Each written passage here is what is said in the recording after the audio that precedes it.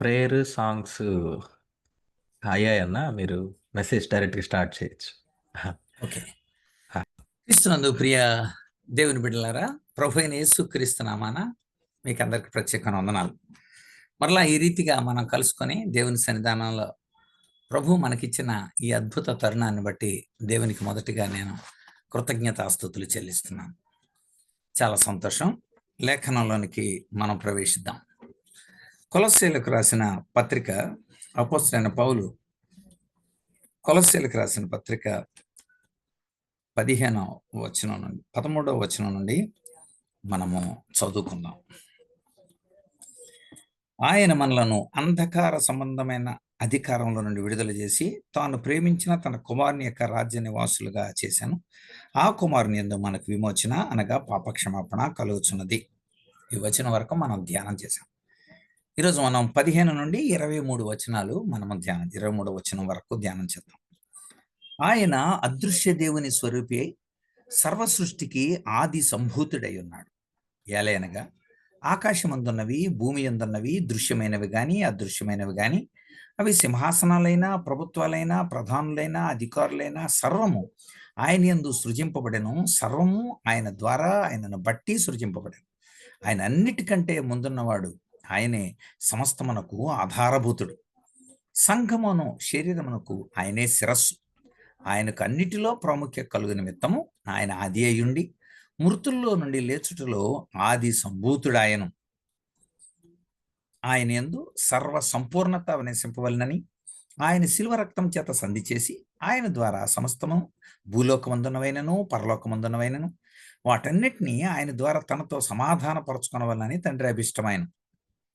మరియు గతకాలమందు దేవునికి దురస్తులు మీ దుష్క్రియల వలన మీ మనస్సులు విరోధభావం కలిగిన వారై ఉండిన మిమ్మును కూడా తన సన్నిధిని పరిశుద్ధులుగా నిర్దోషులుగా నిరపరాధులుగా నిలబెట్టడానికి ఆయన మాంసయుక్తమైన దేహమందు మరణం వలన ఇప్పుడు మిమ్మును సమాధానపరచను. పునాది మీద కట్టబడిన వారే స్థిరముగా ఉండి మీరు విన్నట్టియు ఆకాశం కింద ఉన్న సమస్త సృష్టికి ప్రకటింపబడినట్టు ఈ సువార్త వలన కలుగు నిరీక్షణ నుండి తొలగిపోకుండా విశ్వాసముందు నిలిచి ఉండిన ఇది మీకు కలుగు. పౌలను నేను ఆ స్వార్థకు పరిచారకుండా అయితిని. చిన్న ప్రార్థన చేద్దాం. ప్రేమ కలిగిన తండ్రి, నీ నామను బట్టి వందనాలు, కృతజ్ఞతాస్తుతులు చెల్లిస్తున్నాం. నీ కుమారుడు మా రక్షకుడు యేసుక్రీస్తు నామములో మాకు అనుగ్రహించి నీ గొప్ప భాగ్యాన్ని బట్టి వందనాలు. ప్రభువా, మీరు మాతో ఉన్నారు, వందనాలు. మా వాక్య ధ్యానాలు నీకు అంగీకృతములగునట్లుగా ఆశీర్వదించండి. సమస్తం నుంచిన క్రీస్తు సమాధానాన్ని హృదయానికి తలంపులకు కావలి ఉంచండి. నీ ఉన్నతమైన ఆలోచనలతో మమ్మల్ని బలపరచండి. చేరిన ప్రజలు నీ ప్రజలు, మాట్లాడుతున్న దాసుడు నీ దాసుడు, మీరే అందరితో మాట్లాడి మహిమ పొందండి. యేసయ్య నామమున వీడు ప్రార్థిస్తున్నాం తండ్రి, ఆమేన్. ప్రియులారా, చాలా సంతోషం. మనము కొలస్సే పత్రికను గురించి అద్భుతంగా ధ్యానం చేస్తా ఉన్నాం. దేవుడు మనకిచ్చిన ధ్యానాంశాలను బట్టి మనం దేవుణ్ణి స్తుతిస్తున్నాం. ఇది లైకస్ లోయలో ఉన్న ఒక ప్రాంతం. క్రీస్తు శకం 61లో సంభవించిన భూకంపంలో, అంటే నీరో పరిపాలించే ఆ కాలంలో లౌదీకా పట్టణంతో పాటుగా ఈ కొలస్సే, హీరాపోలి పట్టణాలపై కూడా ప్రభావం పడింది. చరిత్రలో కొలస్సేను గురించి చాలా విషయాలు మనకి తెలియవచ్చింది. ఆశ్వరోసు క్రీస్తుకు పూర్వం 481లో చూడడానికి వచ్చాడని, గ్రీసు దేశంపై దండెత్తి పార్శిక దేశం నుండి వెళ్ళేటప్పుడు కొలస్సే పట్టణం మీద గుండానే వెళ్ళాడని చరిత్రలో ఉంది. అంటే చరిత్రలో కూడా ఉన్న పట్టణమే కనుక యూదుల్లో అధిక సంఖ్య ఈ లైకస్ ఆ యొక్క లోయలో నివసించేవారని మనకు చరిత్ర చెబుతుంది. సంస్కృతి పరంగా మరి పశ్చిమ తూర్పు దేశాలకు మధ్యగా ప్రధాన వాణిజ్య కేంద్రంగా మరి నల్ల గొర్రెల రోమాల సంత, బ్లాక్ పూల్ ఉన్న సంత, ప్రసిద్ధి చెందిన సంత ఈ ప్రాంతంలో ఉండేదని మన ఎన్సైక్లోపీడియాలు తెలియజేస్తుంది. ఈ ప్రాంతంలో ఉన్న దేవత పేరు సైబెలి అని నాణ్యాల మీద కనపడుతూ ఉంది మనకి. కొలస్సే పట్టణం టర్కీ దేశంలో ఒక దెబ్బగా మిగిలింది. కొలస్సే పట్టణం గురించిన తవ్వకాలు ఏం జరగలేదు కనుక యూదుల యొక్క తత్వజ్ఞానంతో, యూదుల యొక్క ధర్మశాస్త్రపరమైన విషయాలతో, తూర్పు దేశాల యొక్క దైవ తత్వ జ్ఞానంతో, జ్ఞానతత్వవాదాలతో, మరి నాస్టిసిజం, ఎపిక్యులరిజం ఇలాంటి వాటన్నిటి ఇజాలతో కన్ఫ్యూజన్ గురై వాళ్ళు ఉన్నప్పుడు అపోస్తలుడైన పౌలు ద్వారా దెర్ ఈజ్ నో నిజం ఇన్ ఎనీ ఇజం అని నిజాన్ని చెప్పడానికి, సత్యాన్ని నిరూపించడానికి అపోస్తలుడైన పౌలు ద్వారా ఈ కొలసే పత్రికను దేవుడు చక్కగా వ్రాయించాడు. భౌతిక ప్రపంచం అంతా చెడ్డదే, ఆత్మ ప్రపంచం నుండి పూర్తిగా వేరైంది అని వాళ్ళ యొక్క ఆ సిద్ధాంతాలకు మరి చాలా సత్యాన్ని వాళ్ళు వక్రీకరిస్తున్నారని ఎరిగొన్న పౌలు తాత్వికులు ఆ పిడివాదాన్ని వాళ్ళలో బలంగా నాటినప్పుడు, భౌతిక పదార్థం అనేది ఆధ్యాత్మికతకి వ్యతిరేకించే ఒక సూత్రమని, అది ఒక పాత్ర అని వాళ్ళు భావించినప్పుడు, వాటికి మధ్య ఉన్న సంబంధం తెలియచేయటానికి కోసమే దేవుడు ఈ లోకంలో శరీరాకారంలో ఎలా వచ్చాడో ఆయన ఇన్కర్నేషన్ గురించి చాలా అద్భుతంగా మరి ఈ యొక్క పత్రికలో మనం చాలా బాగా చూస్తాం. రైట్, మనము 14 వచనాలు ధ్యానం చేసాం. అయితే ఎందుకు నేను ఈ వాదాన్ని గురించి చెప్తున్నానంటే, ఇక ఇక్కడ నుండి మనకి జ్ఞానతత్వవాదుల యొక్క ఆ వాదాలకి జవాబు స్పష్టంగా కనపడుతుంది. వాళ్ళు చెప్పిన వాదాల్లో తప్పుడు బోధల్లో మొదటిది ఏంటి? ఆత్మ మంచిది, ఈ భౌతికపరమైన అన్నీ కూడా, లేకపోతే ఈ ఈ ఈ పంచభూతాలు ఇవన్నీ కూడా చాలా హీనమైనవి అని బోధిస్తున్నప్పుడు, ఇప్పుడు ఈ 15వ వచనం నుండి 20వ వచనం వరకు పౌలు ఇక్కడ సమాధానం చెప్తున్నాడు. దేవుడు ఆకాశాలని భూమిని తన మహిమ కోసం సృష్టించాడు. అందులో ఆయన మహిమ కనపడుతోంది, ఆయన మహిమ కనపడుతుంది. కనుక ఆ సృష్టికర్త యొక్క మహిమని మీరు ఒక హీనమైనదిగా, ఒక పాపభూయిష్టమైనదిగా మీరు చూస్తున్నారు. అంత మాత్రమే కాక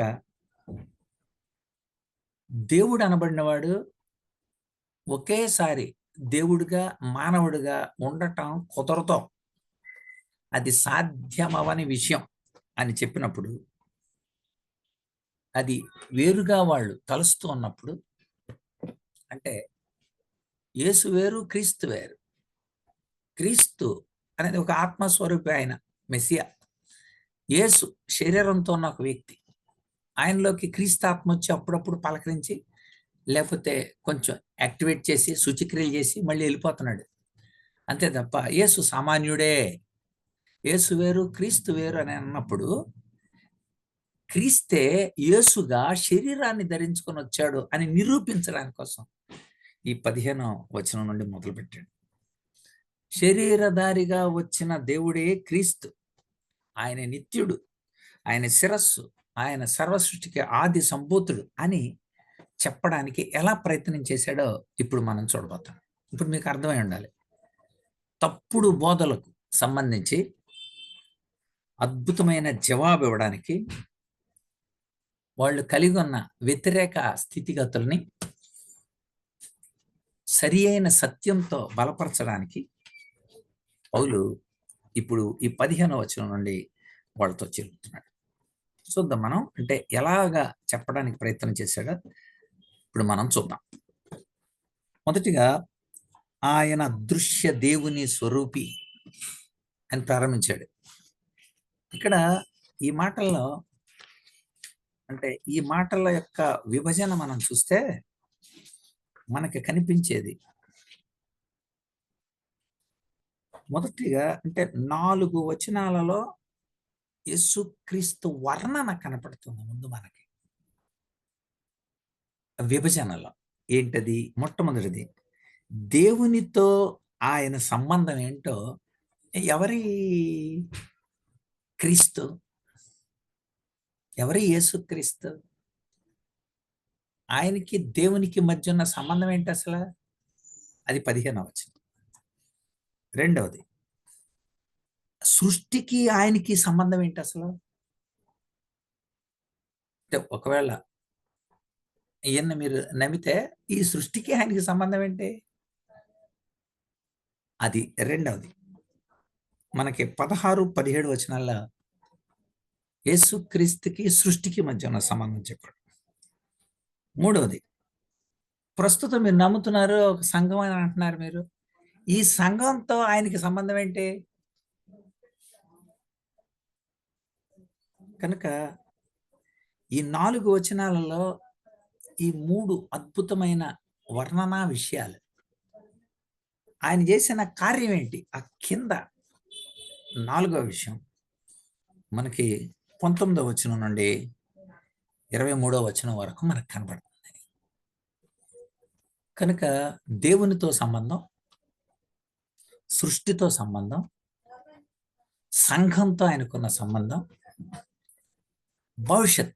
ఇప్పుడు ఎందుకంటే భవిష్యత్తు మనకు తెలియదు. ఆయన ఏ కార్యాలు చేశాడు అసలు? మీకు ఆయన సంబంధం ఏంటి?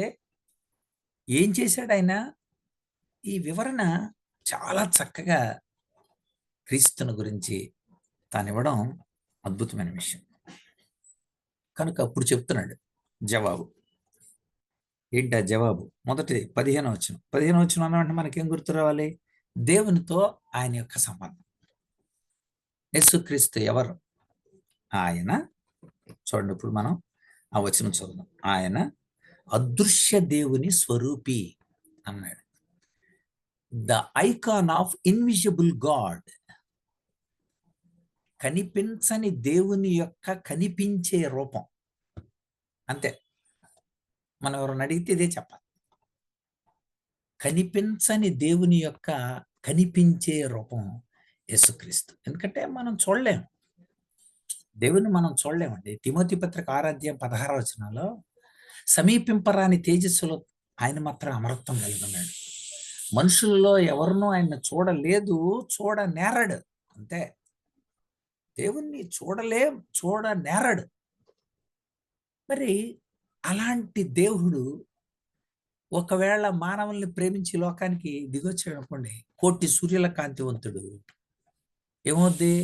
ఇప్పుడున్న సూర్యుడే 1 డిగ్రీ ముందుకు కదిలితే భూమి మీద ఉన్న కృత్యాలన్నీ కాలిపోతాయి.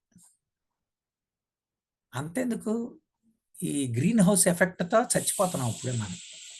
భూకంపాలు, ఆ CO2 పొర అధికం అవటం, అధికమైన ఈ ఉష్ణోగ్రత, global warming is global warning అని మన పేపర్లో చదవటం, ఆ కొండల మీద మంచు కరిగిపోయి ఒక పక్కన వరదలు, ఇంకో పక్కన భూకంపాలు, ఇంకో పక్కన వాల్కనోస్ పగిలిపోవటం, ఇంకొక పక్కన ఎండకు తాళలేక ఏమవటం, మరొక పక్కన మాల్దీవులకి, లక్షదీవులకి ప్రాకారాలు చుట్టూరు కట్టడం, చాలా ద్వీపాలు, చాలా దీవులు మునిగిపోయినాయి, కనిపించట్లే కొన్ని. ఏంటిది? సో ఇప్పుడు మీరు గమనించాల్సిన విషయం, సూర్యుని యొక్క తాపం ఒక్క సూర్యుడికి ఎంత అయితే, కోటి సూర్యుల కాంతివంతుడైన అగ్నిని పోలిన నేత్రములు, అపరంజి వంటి పాదములు, అసమానమైన తేజో మహిమ గలిగిన ఓ ప్రభువా, నా స్తుతి నీకే. మేము చూడలేము. ఎవడును దేవుని చూడలేదు. మోషే నేను చూస్తానన్నాడు. అరే చూడలేదురా భయ్యా అని చెప్తే, అయినా సరే చూస్తానన్నాడు. సరే నేను దాటి వెళ్ళిపోతున్నప్పుడు వెనకొచ్చే మహిమను చూడమన్నాడు. దాటి వెళుతున్నప్పుడు వెనక నుండి వచ్చే మహిమ, అది కూడా చూడలేవు గనుక బండ సందులలో నుండి, రంధ్రం నుండి చూడమన్నాడు. అది కూడా చూడలేక చచ్చినోళ్ళ పడిపోయాడు. దేవుని యొక్క మహిమను అటు దానియేలు గాని, ఇటు యెహెజ్కేలు గాని, ఇటు యోహాను గాని, వీళ్ళందరూ ఆయన ప్రభావ మహిమను చూశారు తప్ప దేవుణ్ణి చూడలేరు. చూడండి ఒకసారి ఆ పదాలు మనం చూద్దాం. దేవుడు తన యొక్క మమయాంశ అంశీభూతమైన యేసుక్రీస్తును ఆయన ప్రత్యక్షపరచకపోతే మనం చూడలేదు. చూడండి యెహెజ్కేలు గ్రంథం. యెహెజ్కేలు గ్రంథం 1వ అధ్యాయం 28వ వచనం. వర్షాకాలం కనబడి ఇంద్రధనుస్సు యొక్క తేజస్సు వలె దాని చుట్టూ ఉన్న తేజస్సు నాకు కనబడింది. అది యెహోవా ప్రభావ స్వరూప దర్శనం అంతే. ప్రభావ స్వరూప దర్శనం. ఆ పైన చెప్తాడు చాలా నీలకాంతమైన సింహాసనం ఒకటి వేయబడింది. సింహాసనం మీద దాని మీద నరస్వరూపికి ఒకడు ఆసీనుడై ఉన్నాడు. నరస్వరూపి అంటే తల, కాళ్ళు ఇలా కనపడుతున్న ఒక ఇమేజ్. కనుక అగ్ని స్వరూపం. సో యెహెజ్కేలు అలాంటి దర్శనాన్ని పొందాడు. స్వరూప దర్శనం అనే మాటను వాడాడు. దానియేలు ఏం రాశాడు? 7వ అధ్యాయం 9. సింహాసనం వేటి చూచితని మహావృద్ధుడు అక్కడ కూర్చున్నాను. ఆయన వస్త్రం హిమం వల్లే ధవళంగా, ఆయన తల వెంట్రుకలు శుద్ధమైన గొర్రెబొచ్చు వల్లే తెల్లగా ఉన్నాను. ఆయన సింహాసనం అగ్ని జ్వాలల వలె మండుచుండెను. చక్రం అగ్ని వలె ఉండెను. అగ్ని వంటి ప్రవాహం ఆయన ఎద్దు నుండి ప్రవహించుచున్నాను. ఇదంతా అంత ఇది కూడా ప్రభావ స్వరూప దర్శనమే కదా. కనుక మానవుడు దేవునిని చూడలేడు. యేసుక్రీస్తు దేవుడంటే ఏంటో చెప్పడానికి ఆయన శరీరాన్ని ధరించుకొని వచ్చాడు అంతే. యోహాను, భక్తుడైన యోహాను పద్మసు దీపంలో 1వ అధ్యాయం మనుష్య కుమారుని 13వ వచనం. మనుష్య కుమారుని పోలిన ఒకరిని చూచాను నేను. అందరూ అలాగే రాశారు. ఒక ఒక మనిషి కుమారుని ఇమేజ్ కనపడుతుంది. ఆయన పాదముల మట్టుకు దిగుచున్న వస్త్రాలు, రొమ్మునకు బంగారు దట్టి, తల వెంట్రుక తెల్లని ఉనిని, హిమవంత ధవళంగా, నేత్రములు అగ్ని జ్వాలాలు, పాదములు కొలిమిలో పుటం వేయబడి మెరిచున్న అపరంజి, కంఠస్వర విస్తార జలప్ర. చూసారా? కనుక దేవుని యొక్క స్వరూపాన్ని, దేవుణ్ణి చూసి మనిషి బ్రతకలేడు అంతే. బ్రతకలేడు. అలాంటి దేవాది దేవుడు మానవులను ప్రేమించి మమయాంశ తనలో వంశీభూతమైన యేసుక్రీస్తుని ఈ లోకానికి పంపించాడు. యేసుక్రీస్తు మెస్సియా అంటే క్రీస్తు అని అర్థం. మెస్సియా అనేది హీబ్రూ పదం, క్రిస్టోస్. క్రీస్తు అనేది గ్రీక్ పదం. కనుక ఆ మెస్సియా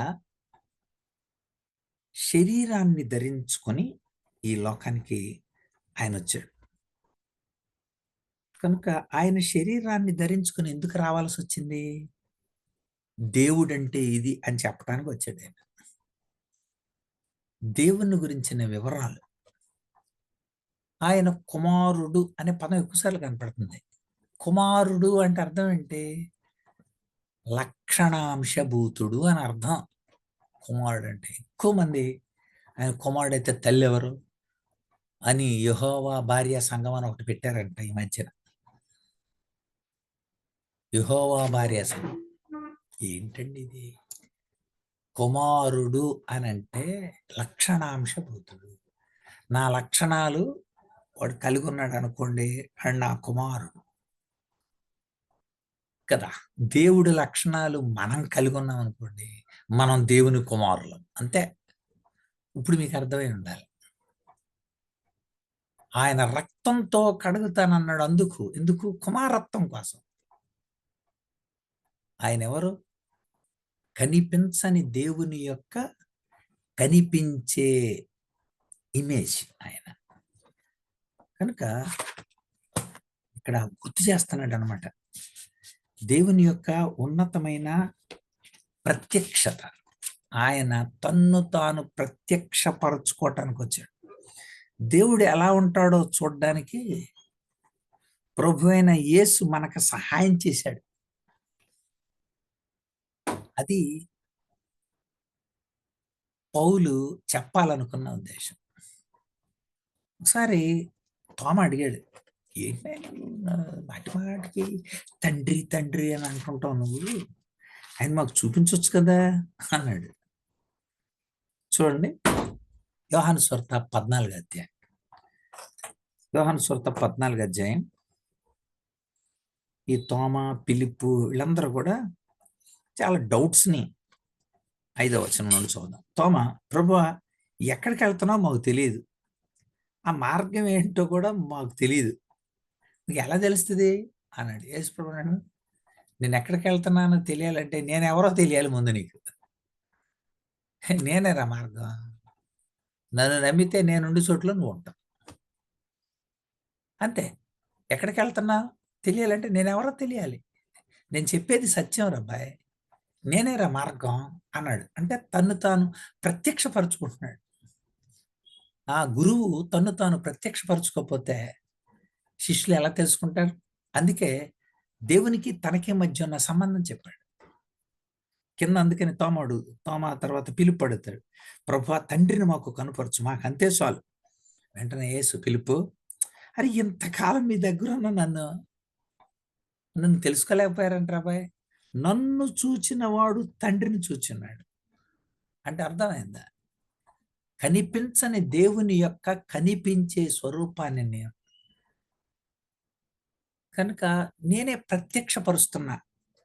ఆయన ఎందుకంటే దేవుడు ఆత్మ, ఆత్మస్వరూపి, అదృశ్యుడు. ఆ, మన కళ్ళతో మనం చూడలేం.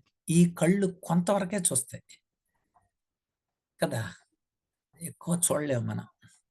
రాత్రి అయితే కూడా చూడలేం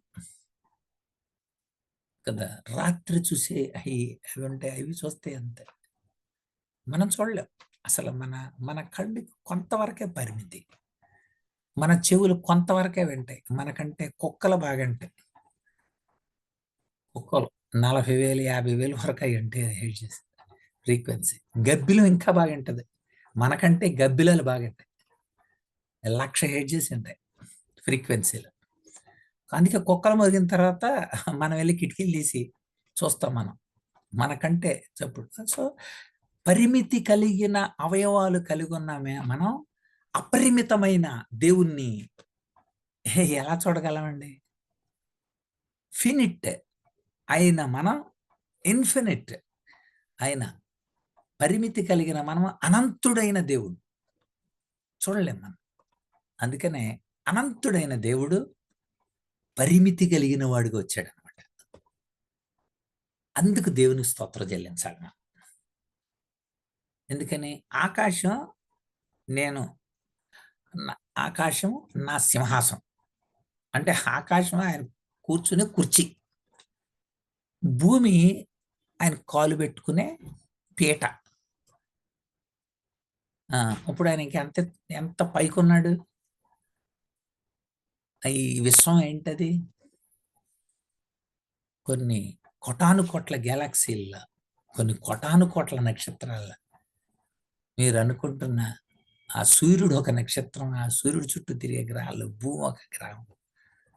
దేవుడు ఈ సృష్టిలో భూమిని నివాసయోగ్యంగా చేసి దాని మీదకి మనుషుల్ని ఏర్పాటు చేసి ఆ మనుషులకి తానేంటో ప్రత్యక్షపరుచుకోవాలని తన అంశీభూతాన్ని ఈ లోకానికి పంపించాడు. మమయాంశ అంటారు, మమయాంశ. కనుక క్రీస్తును చూసిన వాళ్ళు దేవుణ్ణి చూసినట్టే.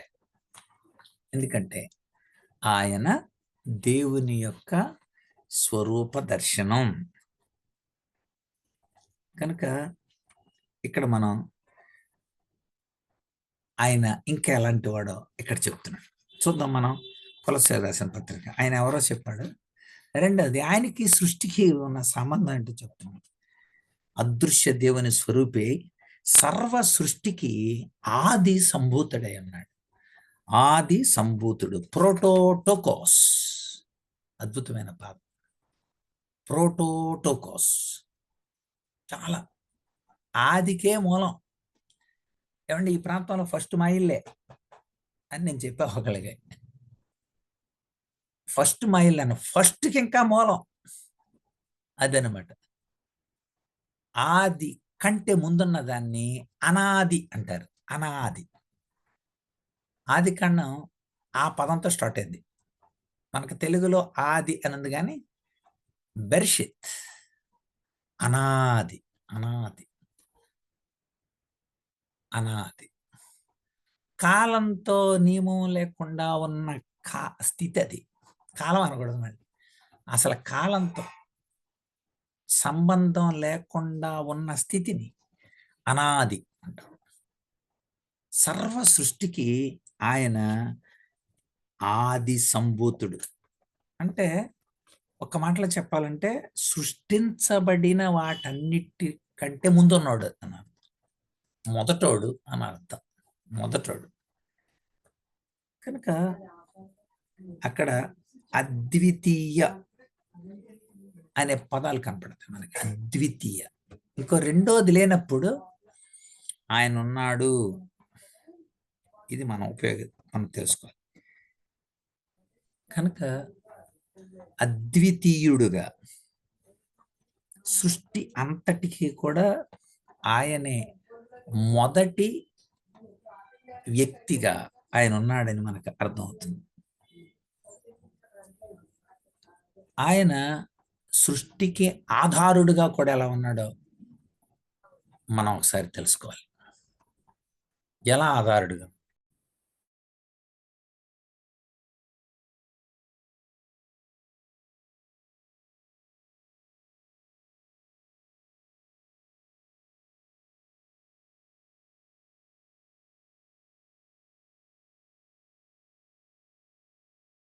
దేవుని యొక్క ఉన్నతమైన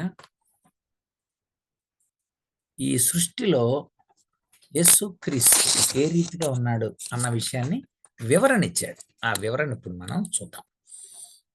చూడండి, ఆయన 16వ వచనం సృష్టికి ఆయనకి ఉన్న సంబంధాన్ని ఎంత చక్కగా చెప్పాడో ఇప్పుడు మనం చూద్దాం. మొట్టమొదటిది దేవునికి ఆయనకి మధ్య ఉన్న సంబంధం.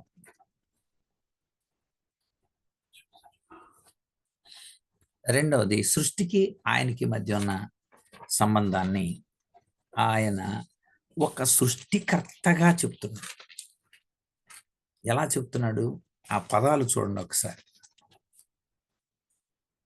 ఏలయనగా ఆకాశమందున్నవి, భూమి అందున్నవి, దృశ్యమైనవి, అదృశ్యమైనవి, సింహాసనాలైన, ప్రభుత్వాలైన, ప్రధానులైన, అధికారులైన సర్వము ఆయన యందు సృజింపబడెను.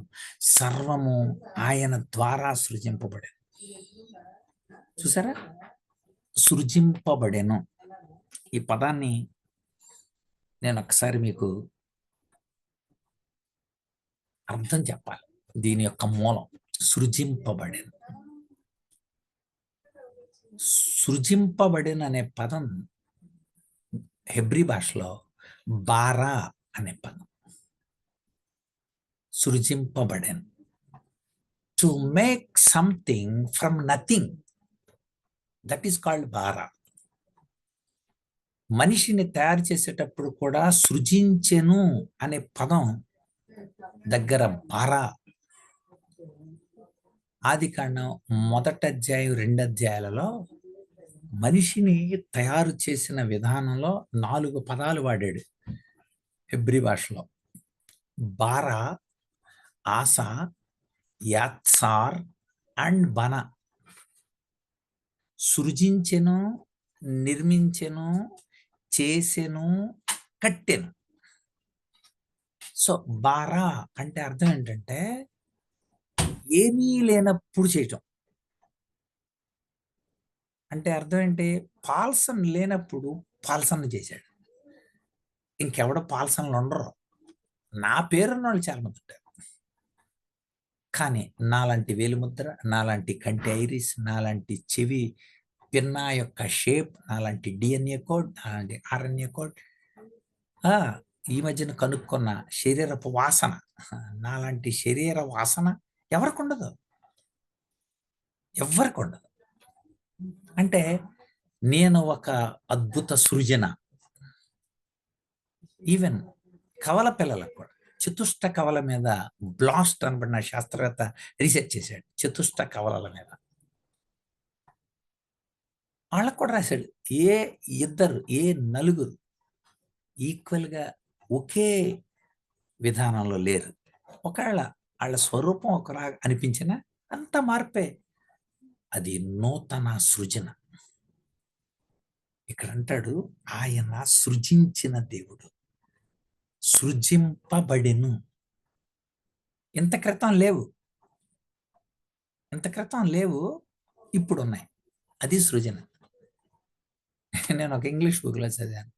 ఒకసారి శాస్త్రవేత్త అంటే, నేను ఇప్పుడు అన్ని తయారు చేస్తున్నాను, ఆర్టిఫిషియల్ ఇంటెలిజెన్స్తో మనుషులను తయారు చేస్తున్నాను, ప్రపంచంలో అంత జ్ఞానం అంతా అందులో పెట్టేశాను, నేను ఇక అన్నీ ఇదిగో మీ కళ్ళ ముందు కూడా చేస్తాను, చేయమంటే అని దేవుడితోని స్టార్ట్ చేసాడంట. మట్టి తీసి తయారు చేస్తాను. వెంటనే దేవుడు, ఒక్క నిమిషం ఆగాను, నువ్వు తీసిన మట్టి నాది, నాది.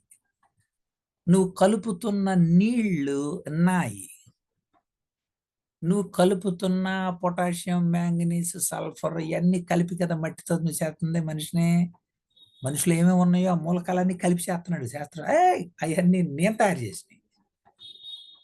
ఇంకేం చేస్తాడు శాస్త్రవేత్త? అన్నీ ఆయనే. దట్ ఈజ్ సృజన. అందుచేత మీరు ఎప్పుడైనా సరే సృజనకి కనిపెట్టడానికి తేడా చెప్పాలి అందరికీ.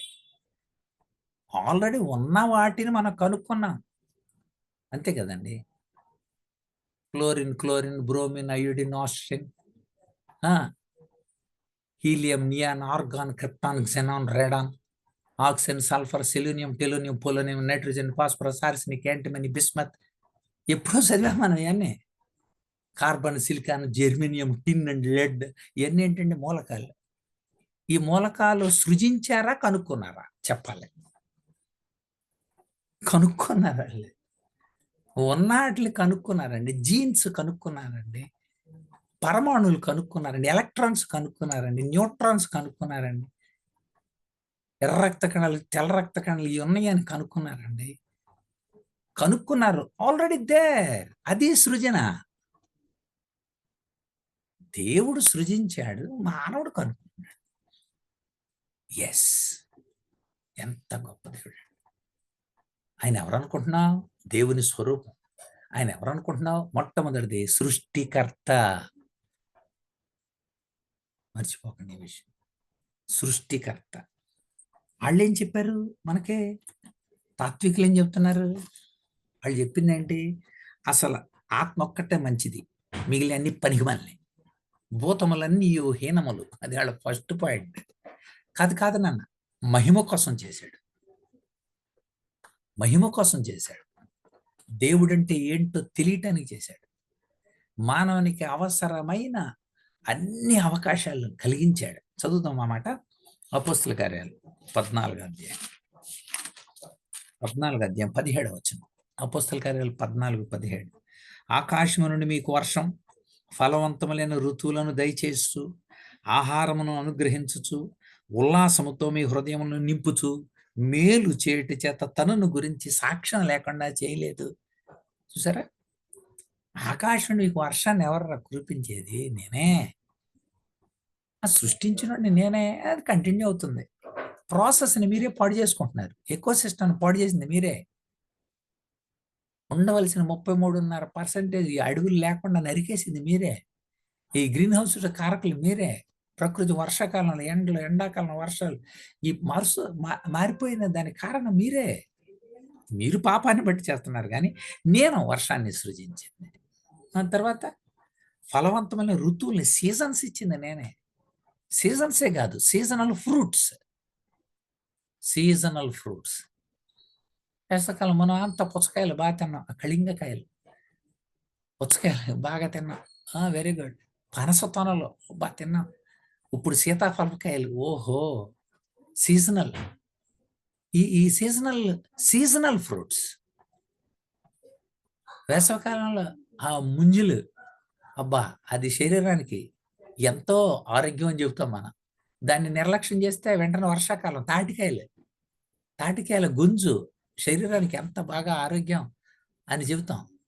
ఇప్పుడు శీతాకాలం వచ్చేస్తే నెక్స్ట్ అవి కింద పడి మళ్ళీ తేగలు, ఆ పీచు పదార్థం నీ శరీరానికి ఎంతో ఆరోగ్యం. Seasons, seasonal fruits. దేవుడి సృష్టి అంటే అదండి, సృష్టి అండి అది. దేవుని అందుకని ఇక్కడ అన్నాడు, ఆకాశం నుండి మీకు వర్షం, ఫలవంతములైన ఋతువులు, ఆహారం. ఆహారం ఒక గింజ ఎత్తి 100 గింజలు రావటం ఏంటి? నువ్వు వేసేది ఒక బస్తా, ఒక బస్తా అయితే 70 బస్తాలు రావటం ఏంటండి? అది దేవుడి నీళ్ళ కలిగి ఉన్న ప్రేమ, అది సృజన. ఏంటండి ఇది? జైగోట్. కడుపులో మనం జైగోట్గా ఫామ్ అవుతాం, సంయుక్త కణం కదా. జైగోట్ ఎంత ఉంటుందండి? కంటికి కనిపించదు, మైక్రోస్కోపిక్ కదా. 10 లక్షల జైగోట్లని ఒక చోట చేర్చి ఇలా నొక్కితే యాస్పిరిన్ టాబ్లెట్ అంత అవుద్దని రాశాడు మన సైన్స్ జర్నల్లో. 10 లక్షల పిండాలని ఒక చోట చేర్చి గట్టిగా ఇలా నొక్కితే యాస్పిరిన్ టాబ్లెట్ అంత. అంటే ఎంత మైన్యూట్గా తయారయ్యావు నువ్వు కడుపులో. దట్ ఈజ్ సృజన, అది సృజన. ఆ కంటికి కనిపించనంతటి ఆ మైక్రో, ఆ జీవివి, ఆ సూక్ష్మ జీవిగా ఉన్న నువ్వు ఎదిగి ఎదిగి కాళ్ళు, చేతులు, కళ్ళు, గుండె, ఊపిరితిత్తులు, మూత్రపిండాలు, కంటిన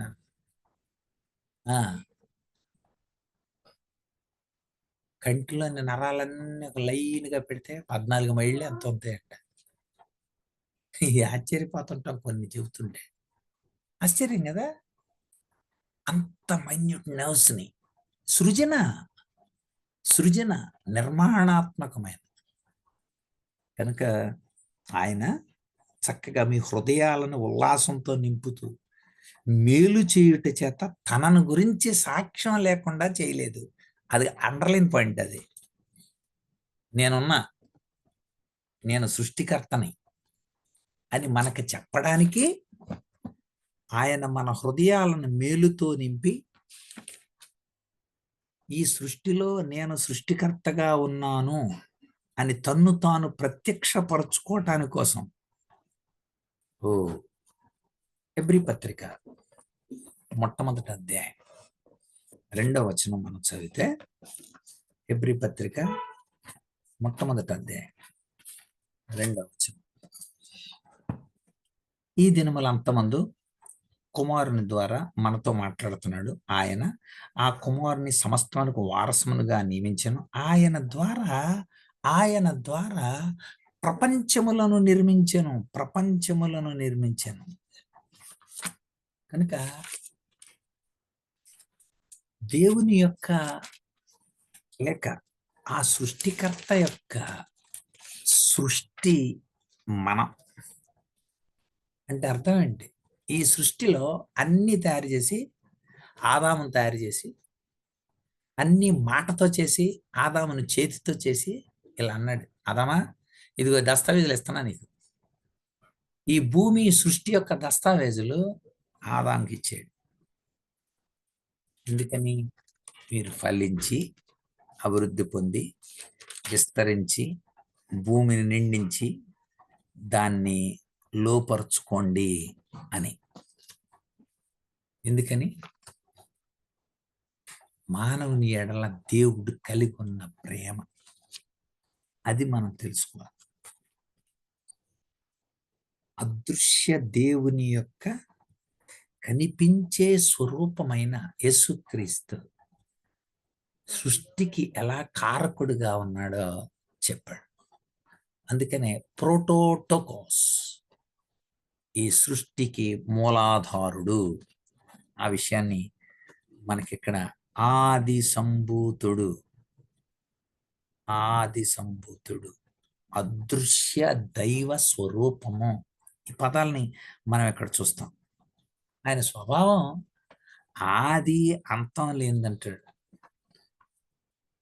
చూడండి, ఆయన దేవుని, ఇక్కడే 3వ వచనం హెబ్రీ పత్రిక 1:3, ఆయన దేవుని మహిమ యొక్క తేజస్సు. దేవుని మహిమేంటో, దేవుని స్వభావం ఏంటో, దేవుని స్వరూపం ఏంటో అది చూపించే తేజో మహిమ స్వరూపం యేసుక్రీస్తు అంటే. కనుక ఇంకొక పదం అంటాడు, ఆయన తత్వం యొక్క మూర్తిమంతం, పర్సనాలిటీ ఆఫ్ గాడ్, దేవుని యొక్క పర్సనాలిటీ, దేవుని యొక్క మూర్తిమంతం ఎవరో క్రీస్తు. ఇది మనకు తెలియాలి ముందు. అంటే క్రీస్తుని నువ్వు చూచినప్పుడు, ఓహో, దేవుని యొక్క, అంటే దేవునికి ఉండాల్సిన లక్షణాలన్నీ మీరు కనుక ఒకవేళ రాస్తే అవన్నీ క్రీస్తులో కనపడతాయి. ఇదే కొలస్సీలకు అది కూడా రాశాడు. చూడండి ఒకసారి 2వ అధ్యాయంలో, కొలస్సీ పత్రిక 2వ అధ్యాయం 9వ వచనం. దేవత్వం యొక్క సర్వ పరిపూర్ణత. క్రీస్తు ఎవరు? దేవత్వం యొక్క సర్వ పరిపూర్ణత శరీరముగా క్రీస్తునందు నివసిస్తుంది. నువ్వు కాదన్నావు కదా, వాళ్ళు చెప్పిన సిద్ధాంతం ఏంటంటే అక్కడ కొలస్సీలో వాళ్ళు చెప్పింది ఒకటే, ఆత్మ మంచిది, భూతాలన్నీ నీచిపోయినాయి. రెండోది ఏం చెప్పారు వాళ్ళు? ఒకే సమయంలో దేవుడిగా మానవుడిగా ఉండటానికి వీలు కుదరదు. దేవుడు వచ్చి అలాగా పనిచేసి వర్క్ చేసి వెళ్ళిపోతున్నాడు. కానీ ఇప్పుడు శరీరముతో క్రీస్తు దేవుడిగా ఉన్నాడు. అదే చెబుతున్నాడు 2వ అధ్యాయం 9వ వచనం. దేవత్వం యొక్క సర్వ పరిపూర్ణత శరీరంగా క్రీస్తునందు నివసిస్తుంది. అప్పుడప్పుడు వచ్చి వెళ్ళిపోయేది కాదు, ఇది క్రీస్తునందు నివసిస్తుంది. అందుచేత మనకి చాలా కౌన్సిల్స్ జరిగినాయి. నిసియా కౌన్సిల్ అని, క్యాల్సిడన్ కౌన్సిల్ అని, ఎఫేషియన్ కౌన్సిల్స్ అని, ప్రపంచ క్రైస్తవ శిఖరాగ్ర మహాసభలు జరిగింది. అందులో కొన్ని విషయాల మీద వాళ్ళు డిస్కస్ చేశారంట. ఈ క్యాల్సిడన్ కౌన్సిల్లో వాళ్ళు డిస్కస్ చేసింది ఏంటంటే, ఒక అంశం, యేసు ప్రభు మానవుడా దేవుడా, సంపూర్ణ మానవుడా సంపూర్ణమైన దేవుడా అనే విషయం మీద అక్టోబర్ 1 నుండి 30వ తారీఖు వరకు 16 వివిధమైన శాస్త్రాల పరంగా కూడా వాళ్ళు డిస్కస్ చేసి తేల్చిన ఫలితార్థం ఏంటంటే, ఆ పదం మర్చిపోకూడదు, హైపోస్టాటిక్ యూనియన్ అని తెలిసింది. హైపోస్టాటిక్ యూనియన్ అంటే అర్థం ఏంటి? ద్విగుణీకృత లక్షణాలు సంపూర్ణంగా కలిగి ఉన్నాడు అంటే అర్థం, ఆయన సంపూర్ణ మానవుడుగాను అదే సమయంలో సంపూర్ణమైన దేవుడుగాను ఉన్నాడు అని నిరూపించారు. అంటే ఆయన దైవ నరుడు. అది నిరూపిత సత్యాలని మనం చరిత్రలో చూసుకుంటున్నాం. కనుక ఆయన దైవ నరుడు. అందుకని ఇక్కడ రాశాడు, హెబ్రీలకు రాస్తూ. ఇంకా ఆయన వ్యక్తిత్వాన్ని అన్నాడు. ఏదో ఎవడో అంటాడు, అంటే 2000 సంవత్సరాల క్రితం వచ్చిన యేసు ప్రభుని అంటండి అని అంటే, రాస్తూ హెబ్రీలకు ఆ విషయాన్ని రాశాడు పౌలు. హెబ్రీలకు రాస్తే ఏమన్నాడు అక్కడ చూడండి ఒకసారి. హెబ్రీ పత్రిక 7వ అధ్యాయం, హెబ్రీ పత్రిక 7వ అధ్యాయం రాస్తూ, అతడు తండ్రి లేనివాడు, 3వ వచనంలో, తండ్రి లేనివాడు, తల్లి లేనివాడు, వంశావళి లేనివాడు, జీవిత కాలానికి ఆది, జీవనానికి అంతం లేనివాడు, దేవుని కుమారుడు. అది తండ్రి లేనివాడు, తల్లి లేనివాడు, వంశావళి లేనివాడు, జీవిత కాలానికి ప్రారంభం, జీవనానికి అంతం, ఆది అంతము లేని ఆద్యంతరహితుడు. ప్రకటన గ్రంథం కూడా అదే చెప్పింది కదా. ప్రకటన గ్రంథంలో యోహాను అది రాశాడు 1వ అధ్యాయం. ఆల్ఫా ఒమేగా, వర్తమాన భూత భవిష్యత్ కాలములలో ఉండువాడను నేనే అని తను తాను ప్రత్యక్షపరుచుకున్నాడు ఆయన. ఆయన ప్రత్యక్షపరుచుకోకపోతే మనకి ఎలా తెలుస్తుందండి? గురుని శిక్ష లేక గురుతెట్లు కలుగునో అజునికైన వాని అబ్బకైనా తాళపు చెవి లేక తలుపెట్టులుడునో. గురువు అని వాడు చెప్పకుండా ఎలా తెలుస్తుందిరా? అజునికైనా వాని అబ్బకైనా చెప్పుకోవాలి. అది ఎవరో చెప్పుకోవాలి. తను ఈ లోకానికి రావటానికి ముందు బాప్తిస్మ యోహాన్ని పంపి వస్తున్నానని చెప్పించి, అంతకు ముందే వందల సంవత్సరాల క్రితం, సుమారు 750 సంవత్సరాల ముందే యెషయా ద్వారా కన్యకలో నుండి వస్తున్నాడని చెప్పి, సమకాలీన మీకా ద్వారా బెత్లెహేము నుండి వస్తున్నాడని చెప్పి, ఇవన్నీ ఇంకా 6 నెలల ముందు బాప్తిస్మ యోహాన్ని పంపి, ఈ కార్యాలన్నీ ఎందుకు? తాను ఎవరో వాళ్ళు తెలుసుకోవాలి. తన్ను తాను ప్రత్యక్షపరుచుకున్న దేవుడు. ఆయన దేవుని స్వరూపం, దేవునితో సంబంధం. ఆయన సృష్టి, ఆయన మూలకారకుడు. మూడవది, ఆయన సంఘానికి శిరస్సు అని చెప్పాడు. సంఘానికి శిరస్సు. మూడవ సంబంధం. సంఘం ఎలా తయారైందండి? ఆయన రక్తంతో తయారైంది. తన బిడ్డలుగా చేసుకోవాలి. అందరు రకరకాల మేము యూదులు, మేము రకరకాలుగా. ఆ యూదులైతే ఈ లోకంలో మేమే అసలు, ఇక ఎవడో లేడు, మిగిలిన వాళ్ళంతా అన్యులే అని చెప్తుంటే యేసుప్రభు వచ్చానండి. నేను మీకు తండ్రి అవ్వాలి అబ్బాయి. ప్రభువుగా, రాజుగా, సర్వాధికారిగా, ఇవన్నీ ఒక ఒక ఎత్తు. తండ్రి ఒక ఎత్తు. అంటే అర్థమైందా మీకు? ముఖ్యమంత్రి గారు మనకు ముఖ్యమంత్రి గారు, ప్రధానమంత్రి గారు మనకు ప్రెసిడెంట్ గారు, ఇవన్నీ పదవులు. నాకు ఆయన తండ్రి అండి అని ఎవరైనా చెప్పారనుకోండి, అబ్బో చాలా ఘనత. రాజుగారు అని నమస్కరించడం వేరు, ఆ రాజుగారికి నేను కొడుకుంటారా అంటాం వేరు. ఎస్, అందుకని ఇక్కడ గుర్తు చేస్తున్నాడు అనమాట. ఆ మూడవ సంబంధాన్ని కూడా చెప్పాడు. యేసుప్రభు ఎవరనుకుంటున్నారు? ఆయన ఈ లోకానికి వచ్చిన దేవుడు, ఆయన రక్తంతో సంఘాన్ని తయారు చేశాడు. అది ఇక్కడ చెబుతుంది. సమస్తం ఆయన ద్వారా సృజింపబడింది. ఆయన సృజనకు మూలకారకుడు ఆయన చెప్తూ 17-18 అన్నిటికంటే ముందున్నవాడు ఆయనే, సమస్తానికి ఆధారభూతుడు. 18 సంఘమును శరీరానికి ఆయనే శిరస్సు. ఎందుకు శిరస్సు అన్నాడు ఆయన? ఆయన హెడ్ నుండి బాడీ అంతా కూడా కమాండ్ తీసుకుంటుంది. బాడీ ఆ హెడ్ ఆయన. ఎందుకని? ఆయనే సంఘాన్ని తయారు చేసింది. సంఘం అంటే ఏంటి? జీవ సముదాయాన్ని సంఘం అంటారు. యేసుప్రభు ఏమన్నాడు? మీరు నిత్య జీవ సముదాయం. అది నిత్య జీవ సముదాయం మీరు. అంటే నిత్య జీవానికి వారసులుగా లోకంలో నేను మిమ్మల్ని పిలిచాను. ఎక్లీసియా అంటే ఏంటి అర్థం? Called out. లోకములో నుండి వేరు చేయబడిన వాళ్ళు మీరు. ఆయన మనలను రక్తము ద్వారా సంఘంగా ఏర్పాటు చేశాడు కదా. అపోస్తల కార్యాల గ్రంథం 20వ అధ్యాయం 28వ వచనం. అపోస్తల కార్యం 28. దేవుడు తన స్వరక్తమిచ్చి సంపాదించిన సంఘం.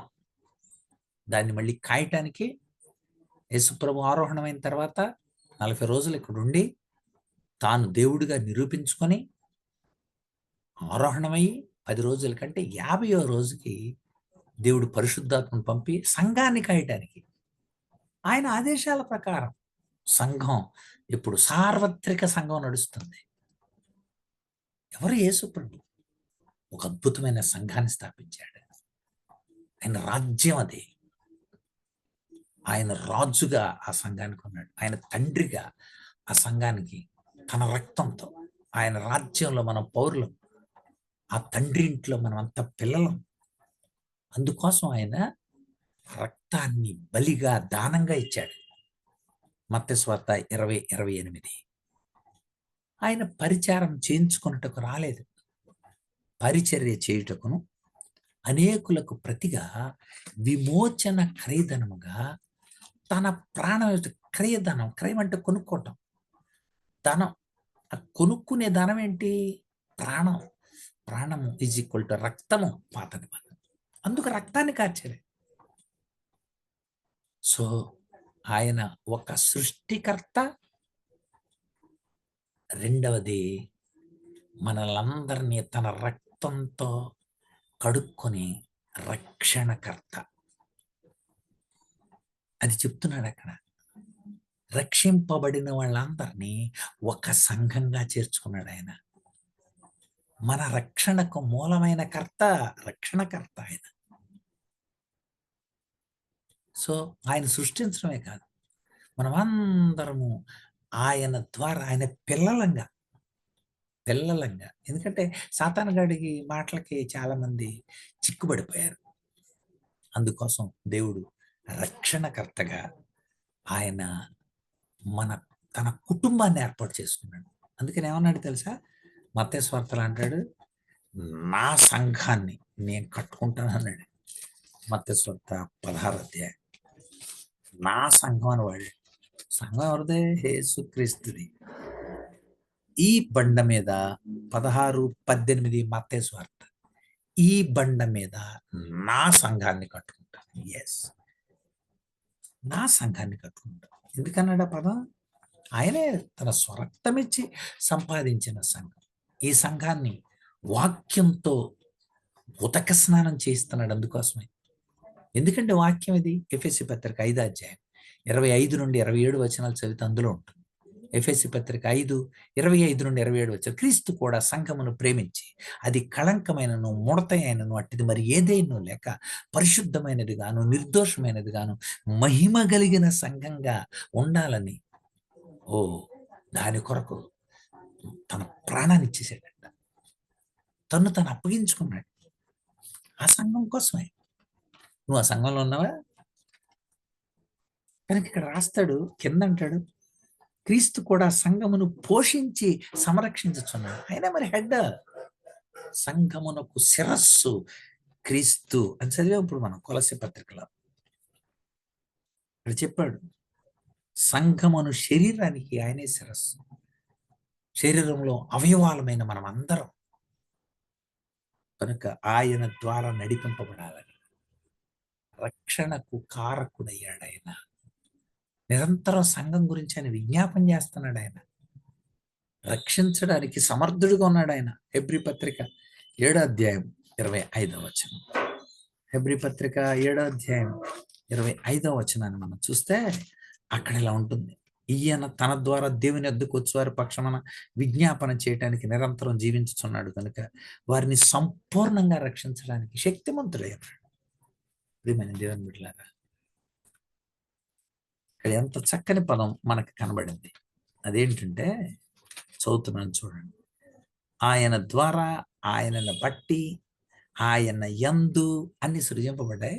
ఓకే, మనము సృజింపబడిన మనం దారి తప్పినప్పుడు ఆయన వచ్చి మనల్ని రక్షించుకోవటాని కోసం ప్రాణం పెట్టి రక్తం కార్చి ఆ రక్తం ద్వారా మనల్ని పిల్లలుగా చేసుకుని ఆ సంఘాన్ని ఆయన సిద్ధం చేసి సంఘానికి శిరస్సుగా ఉన్నాడు. ఆయనకు అన్నిటిలో ప్రాముఖ్యం కలుగు నిమిత్తం ఆయన ఆది అయ్యుండి మృతులలో ఉండి లేచుటలో ఆది సంభూతుడాయను. ఆయన ఆది అంతం తానే అయ్యండి మృతుల్లో నుండి లేవడాన్ని బట్టి తాను నిరూపించుకున్నాడు ఆయన. అందుచేతనే ఆయన ఏం చేశాడు అనుకున్నారు? ఇంకొక లక్షణాన్ని చూపించాడు. ఇంకొక లక్షణం ఏంటో చూడండి అక్కడ 19. ఆయన యందు సర్వ సంపూర్ణత నివసింపవలనని ఆయన శిలువ రక్తం చేత సంధి చేసి ఆయన ద్వారా సమస్తమును భూలోకమందున్నవి పరలోకమందున్నది వాటన్నిటిని ఆయన ద్వారా తనతో సమాధాన పరుచుకొనవలనని తండ్రి అభిష్టమాయను. ఇక్కడ ఆయన ఇంకొక కార్యం చేశాడు. మనల్ని రక్షించుకున్నాడు, సమాధానకర్తగా ఉన్నాడంట ఆయన. ఎలా ఉన్నాడు? ఎలా సమాధానకర్త? ఒకటి సృష్టికర్త, రెండవది మనల్ని రక్షించుకోవటానికి రక్షణకర్త, రక్తం కార్చి, మూడవది సమాధానకర్త. ఏంటంటే దేవునికి వ్యతిరేకంగా మనం అందరం బతికాం. దేవుని ఉగ్రత మన మీద నడుస్తూ ఉంది అందరం. అలాంటప్పుడు ఆ ఉగ్రత నుండి మనం నాశనం అవ్వకుండా ఎఫెసీ పత్రిక చూడండి. ఆ మాటలు చెప్పి మనం ముగించుకుందాం. ప్రభు చిత్తం అయితే మరలా మిగిలిన విషయాలు చూద్దాం. ఎఫెసీ పత్రిక 2వ అధ్యాయం. ఎఫెసీ పత్రిక 2వ అధ్యాయం 2 నుండి, మీరు వాటిని చేస్తూ వాయుమండల సంబంధమైన అధిపతిని, అవిధేయులైన వారిని ప్రేరేపించే శక్తికి అధిపతిని అనుసరించి ఈ ప్రపంచ ధర్మం చొప్పున మనం గతంలో నడుచుకున్నాం. శరీరం యొక్క, మనస్సు యొక్క కోరికలు నెరవేర్చుకొనొచ్చు మన శరీరాశలను అనుసరించి మునుపు ప్రవర్తించాం. స్వభావ సిద్ధంగా దైవోగ్రతకు పాత్రులమైన మీరు ఈ తప్పు చేశారు గనక మీరు పరలోక రాజ్యానికి చేర్ర. అందరం పాతాళానికి వెళ్ళిపోతాం. ఇప్పుడు మమయాంశ అంశీభూతమైన యేసుక్రీస్తు ఈ లోకానికి వచ్చి దేవుడు కరుణా సంపన్నుడై ఉండి మనం మన అపరాధముల చేత చచ్చిన వారమే ఉన్నప్పుడు సైతం మన ఏళ్ల చూపిన తన మహాప్రేమ చేత క్రీస్తును పంపించాడు. క్రీస్తు వచ్చి క్రీస్తుతో కూడా మనల్ని బతికించాడు. కనుక కృప చేత మీరు రక్షింపబడ్డారు. బ్రతికించారు. రైట్, ఆయన బతికించాడు. చచ్చిపోయిన మనల్ని బ్రతికించి ఏం చేశాడు? క్రీస్తునందు మనల్ని ఆయనతో కూడా లేపి పరలోకమందు ఆయనతో కూడా కూర్చుండబెట్టాను. ఇప్పుడు నా పిల్లలు వీళ్ళు అని ఏదైనా తోటలోకి తీసుకొచ్చేసాడు ఆయన. అంటే మనం గతంలో ఆ కాలమందు 12వ వచనం, ఇజ్రాయేల్తో సహపౌరులు కాక పరదేశులు, వాగ్దాన నిబంధనలైన పరజనులు, నిరీక్షణ లేనివారు, లోకమందు దేవుడు లేని వారు ఏమండి క్రీస్తుకు దూరస్తులై ఉంటే, మునుపు దూరస్తులైన మీరు ఇప్పుడు క్రీస్తు యేసునందు క్రీస్తు రక్తము వలన సమీపస్తులై ఉన్నారు. సమీపస్తులై ఉన్నారు. మనకేనో బయట వాళ్ళందరికీ అసలు యూదులు ఏమంటున్నారు మనల్ని దూరంగా. కానీ ఏం చేశారు? ఇప్పుడు యూదుడని లేదు, గ్రీసు దేశస్థులని లేకుండా అందరినీ కలిపేసి దేవునితో సమాధానపరిచాడు. అంటే జాతి వైవిధ్యం తొలగించాడు, దైవ ఉగ్రతను కూడా తొలగించాడు. ఈ రెండు తెలుసుకోండి. మనకే మధ్య ఉన్న జాతి వైర్యం తీసేశాడు. యూదులకి అన్యులకి మధ్య ఉన్న జాతి వైర్యం అది ధర్మశాస్త్ర సంబంధమైన గోళ్ళవి, అది అంటూ, అది కులం. ఆ కులాల గోడల్ని కూల్చేసి అందరినీ ఒకటి చేసి దేవుని ఉగ్రత నుండి మనల్ని సమాధానపరిచారు. అందుకే చూడండి అక్కడ 15వ వచనం. అంటే ముందు చెప్పాడు 14-15, ఆయన మన సమాధానమై ఉండి మీకును మాకును ఉండిన ద్వేషం అనగా విధిరూపకమైన ఆజ్ఞలు కలిగిన ధర్మశాస్త్రం తన శరీరం మందు కొట్టివేటి చేత మధ్య గోడను పడగొట్టి మన ఉభయులను ఏకం చేశాను. అంటే ఏంటి? యూదుల్ని మనల్ని కలిపేశాడు. యూదుడని లేదు, గ్రీసు దేశస్థుడని లేదు. గలతీ పత్రిక 3:28, యూదుడని లేదు, గ్రీసు దేశస్థుడని లేదు, దాసుడని లేదు, స్వతంత్రుడు లేదు, యజమాని లేదు, దాసుడని లేదు, స్త్రీ అని లేదు, పురుషులు అందరూ క్రీస్తునందు ఒకటైపోయారు. అంతే. ఇక కులాలు లేవు, ఏమి లేవు, జాతులు లేదు, వర్గాలు లేదు, వర్ణాలు లేవు, అందరూ ఒకటైపోయారు. ఒకటై వీళ్ళందరినీ ఒకటి చేసి మరి దైవోగ్రతకు మూలమైన తండ్రి, ఇదిగో ఆ దైవోగ్రతకు నేను పాత్రనే, నన్ను శిక్షించండి, వాళ్ళని కాదు అని ఆ శిక్ష ఆయన భరించి చూడండి. ఇప్పుడు అక్కడ ఇట్లు సంధి చేసు ఈ ఇద్దరిని తన యందు ఒక నూతన పురుషునిగా సృష్టించి తన సిలువ వలన ద్వేషాన్ని సంహరించి దాని ద్వారా వీరిద్దరిని ఏకశరీరంగా చేసి దేవునితో సమాధాన పరచవలని అలాగూ చేశారు. మనలందరిని ఒకటి చేసి దేవుడి దగ్గరికి తీసుకెళ్ళి ఆయన మనకు సమాధానకారకుడైన. ఇది మూడవది గుర్తుపెట్టుకోండి. ఆయన సృష్టికర్త, రెండవది రక్షణకర్త, మూడవది సమాధానకర్త. ఎంత బాగా చెప్తున్నాడు. ఇంకా మరి యేసుని దేవుడికి ఎందుకు మీరు అంగీకరించట్లేదు అని అడుగుతున్నాడు వాడిని. హైపోస్టాటిక్ యూనియన్, దైవ నరుడు ఆయన సృష్టిని చేసి ఈ సృష్టి ద్వారా తాను మహిమ పొందాలని, ఈ సృష్టిలో నూతన కార్యం చేయాలనుకున్నాడు. చెడిపోయిన జీవితాన్ని బాగు చేసి అందుకోసం అక్కడి నుండి ఈ లోకానికి దిగి వచ్చాడు. యేసయ్య దైవత్వపు విలువలు ఇంకా మరిన్ని తెలుసుకుందాం. మరి 2 రోజుల్లో మరలా మనం కలుసుకుందాం. దేవుని యొక్క దైవత్వపు విలువల గురించి మరలా చర్చించుకుందాం. దేవుడు ఈ మాటలను మన వినికిడిలో దీవించునుగాక. ఆమేన్. చిన్న ప్రార్థన చేస్తాను. ప్రేమ కలిగిన తండ్రి, నీ నామమును బట్టి వందనాలు. సృష్టికర్తగా నిన్ను నువ్వు ప్రత్యక్షపరుచుకున్నావు. రక్షణకర్తగా మా కోసం శిలువ కార్యం చేశావు. సమాధానకర్తగా తండ్రితో ఐక్యపరచి ప్రభువా ఈనాటికి ఆరాధించడానికి, అబ్బా తండ్రి అని నిన్ను కొలవడానికి, పరమ తండ్రిని ఆయన ప్రేమను గుర్తు చేసుకోవటానికి మాకు ఇచ్చిన ఈ మంచి అవకాశం పెట్టిందన్నారు. చదవబడిన వాక్య భాగాలు మా అందరి నిమిత్తమై మీరు విరిచి వడ్డించిన దాన్ని బట్టి వందనాలు.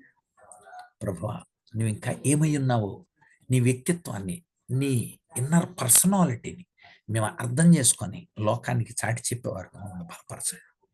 యేసయ్య నామమున వేడి ప్రార్థిస్తున్నాం తండ్రి. ఆమేన్. ఆమేన్. అందరికి వందనాలు.